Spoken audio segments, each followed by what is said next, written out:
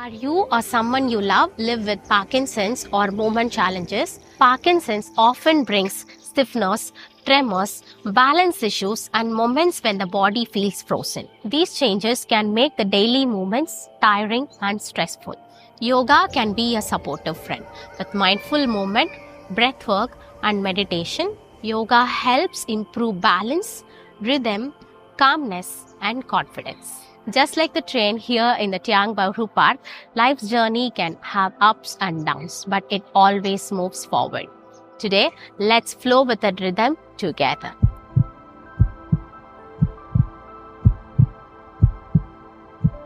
Welcome to SG60 Yoga Wellness Series. I am Ranjani, an internationally certified yoga therapist, pregnancy yoga teacher, meditation coach, author and founder of Atmic Yoga. If you're new here, I would invite you to check out the previous episodes. Trust me, you will relish each and every one of those. Let's get started on our mat with the warm-ups, starting with our facial muscles. Let's do the blinking. So sitting comfortably on your mat or on your chair, try to blink your eyes. Try to increase and decrease the phase of your blinking, like try to do slow blinking, feeling the movement of your eyelids, and try to blink fast and relax. Now let's do the next exercise. Point one thumb outwards and try to keep your gaze at the thumb. Do not move your head or neck. Just point your gaze at your thumb and slowly move your thumb closer to your nose and take it away from your face. So bringing it closer and taking it away. Do it for 2-3 rounds. So it's okay even if the hand shakes, which is very common in Parkinson's. If it's so hard to do in one hand, you can just try to do it in both the hands, maybe 3 rounds on each hand.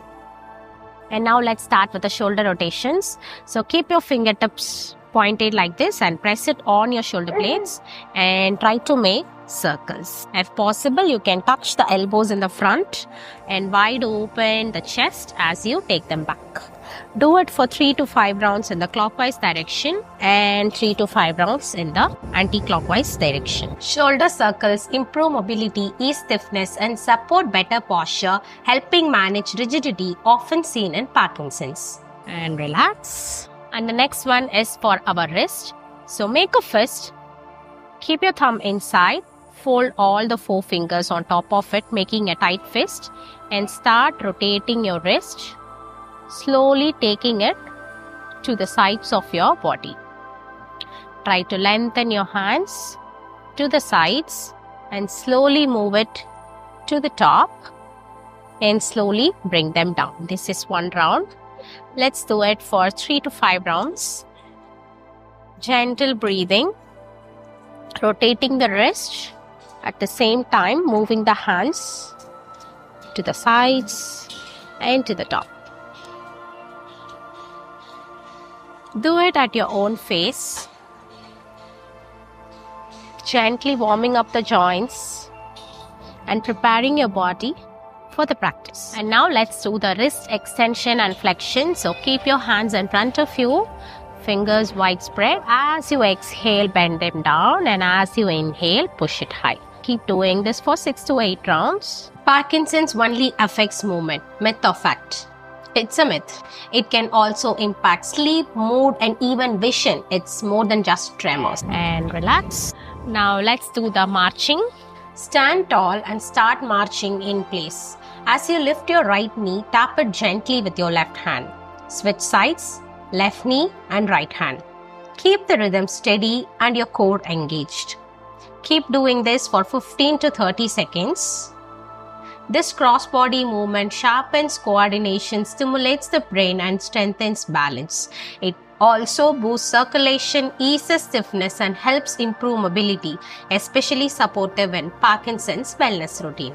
And for the next one, it is alternative leg movement with hand clapping. The hand movement is clapping, whereas the leg will move outside and to the center. And The next leg will move outside and to the center. So let's do it along with our hand movement. This exercise improves balance, rhythm and upper lower body coordination.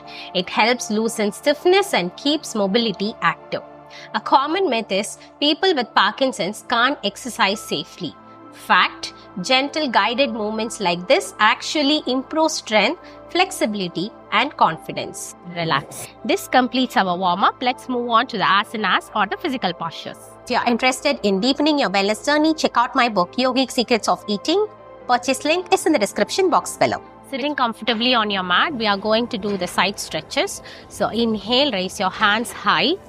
Join your palms at the top of your head. Your hands should be closer to your ears. Stretch your arms up and slowly try to stretch towards the right side. Do not lift your body. Just keep your body seated and just try to lean towards the right side and to the center and towards the left side. Let's do this for 3 to 5 rounds. Seated side stretches lengthens your spine, open the rib cage and improve flexibility in the waist and back. With hands in Namaste overhead, you also enhance posture, focus and calm breathing, a gentle way to release tension while seated. Do not round your shoulders and come to the front. Keep your body aligned, making each shoulders in line with each other. And next, one movement for your fingers. So wide open your fingers, touch the tips of your thumb with all the other fingers one by one. The thumb touches the index finger, the middle finger, the ring finger and the little finger. Try to keep the other fingers straight and do it in the reverse direction too. Touching each finger to the thumb improves fine motor skills, strengthens finger joints and enhances coordination. It's especially helpful for focus, dexterity and supporting hand mobility in daily tasks. And relax. Now let's do the Salabhasana or the locust pose. So lie down on your belly. Keep your hands parallel to your body. Relax here for a few breaths.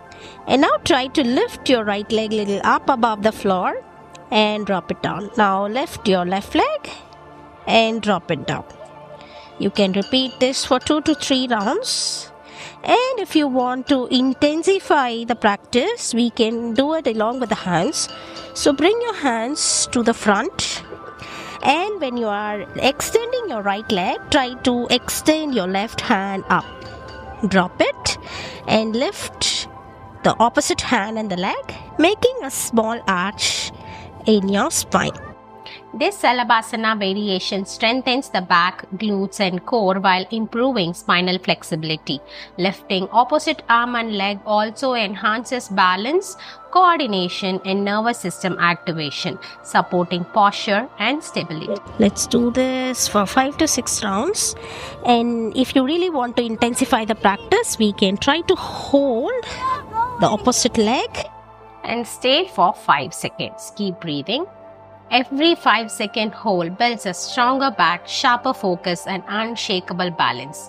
One breath, one moment at a time. If possible, you can also lift up your shoulder blades, your chest above the ground. Let's do some standing movements. So stand up on your mat, spread your legs little wider, hip width apart. Now inhale, try to raise your hands up and squat down. Exhale, swing your arms back. Inhale up, squat down and exhale, release. Try to squat as deep as possible. For people who cannot perform this, they can keep a chair. They can try to sit down on the chair and try to get up. Using properties is always good in yoga. When your body is not able to do certain pose, you can use properties that helps you to perform the action. Flow in and out of chair pose to strengthen legs and core, boost balance and energize your body. Feel your power grow with every move. And to strengthen our legs and to stimulate our nervous system, let's do a balancing pose. From here, try to lift one leg little bit off the mat and see if you can balance here. If you feel this is comfortable, you can press the feet to the side of your left leg and try to open this leg and stay here. This is the tree pose, beginner variation. And if you feel this is quite easy, you can also bring this leg to your inner thigh and stay here making gentle movement in your hands. Trying to stay stable at the same time, giving a gentle movement like the tree where the roots are stable inside the ground, whereas the branches keep swaying according to the wind. Let's do it on the opposite side. Tree pose with gentle hand sways boosts balance and coordination. The flowing arm movement improves rhythm, flexibility, and motor control, helping Parkinson patients gain focus, stability, and confidence. Got yoga related questions? Join my WhatsApp group with 500 plus members for support, or follow my channel for updates if you prefer privacy. Links are in the description. Complete the asana sequence with a cool down stretch, that is the seated forward fold. So sit with your legs extended outwards. Keep your feet engaged, the big toes touching each other. Now slowly inhale, raise your hands high. Keep your arms closer to your ears. Bring your spine straight and slowly bend forward from the hip, reaching for your toes. Again, inhale up. As you exhale, bend forward. Reach for your toes. If you're not able to reach, it's perfectly okay. If you're just holding your calf or you're holding your knees, just try to relax and stay in the pose for 10 to 15 seconds. Keep breathing. Paschimottanasana deeply stretches the spine and hamstrings, calms the nervous system, and supports digestion. It also helps release fatigue, improve flexibility of the back and hips. Then slowly relax. And now let's finally lie down in Shavasana, the final resting pose. Lie down flat on your back, your feet comfortably apart and your hands to the sides of your body, palms facing the ceiling. Stay focused on your breathing. A gentle guided meditation to relax your body and mind. Keep your eyes closed. Take a slow, deep breath in and exhale fully. Feel your body sinking into the mat, letting go of tension. Bring gentle awareness to your feet, legs, and torso, softening as you breathe.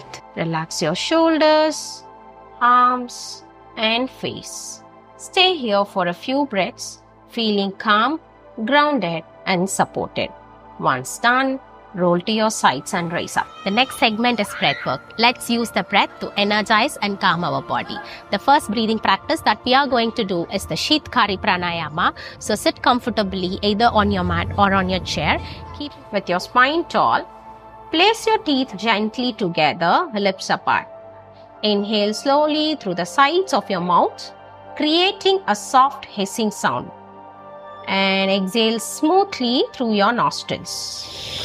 Shitkari Pranayama cools the body, calms the mind, and reduces stress. It helps Parkinson patients release tension, improve focus, and balance the nervous system. Avoid this practice if you have low blood pressure, chronic cold, or severe dental sensitivity. The next breathing practice that we are going to do is the lion's breath. In the same seated position, press your palms on your knees, wide open your chest. As you inhale, try to look up. And as you exhale, roll your tongue out and roar like a lion. So let's do this. Inhale, looking up, expanding your chest, and exhale. Roll your tongue out and roar like a lion. Let's do this for 2 more rounds. Simmakriya strengthens facial muscles, improves voice clarity, and relieves tension in the jaw and throat. For Parkinson's, it supports speech, facial expression, and emotional release. Avoid this if you have throat infection, recent eye surgery, or severe knee pain. Try Rudra Mudra for Parkinson's. Check out my full demo in the video linked in the description box below. Just like the Tiong Bahru train, let your journey continue with resilience, rhythm, and strength.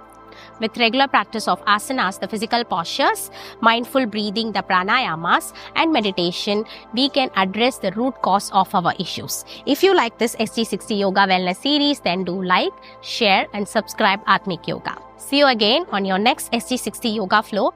Until then, Nandri.